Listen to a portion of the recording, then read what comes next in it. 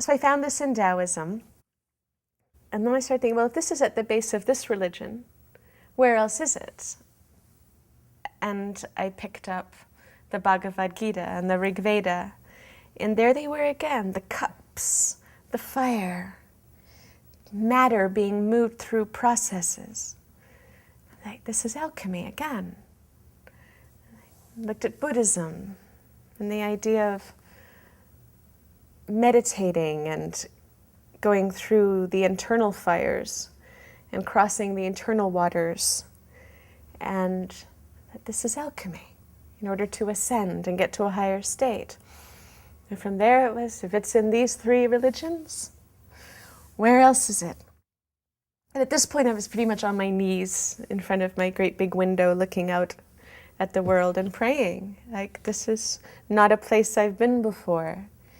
This is not something I've been taught. I don't know how to move here.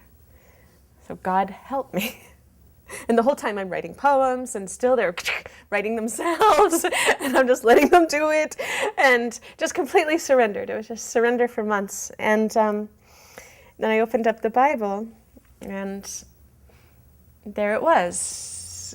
Christ is born. And then he goes into a river, and there's water.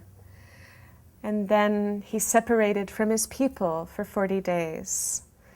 And then he comes back together with them, and there's the big party at the Last Supper, which may or may not be a wedding party, which would logically make sense with alchemy, because that's the union of the masculine and the feminine. So the story probably needs that. And then the torture, and the death, and the putrefaction in the tomb, and then the resurrection in a higher state. And still on my knees, pretty much at this point, constantly in the posture of humility and prayer during this time, because there was no escaping from it. It was in my poetry. It was in every book that I picked up. I would go to a performance art piece, and a woman would do a piece on alchemy.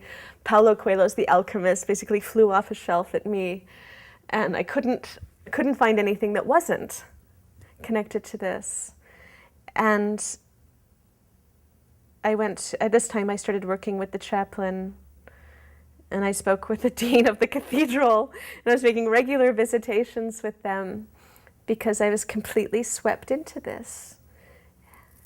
And it was a time of feeling the most alive I've ever felt.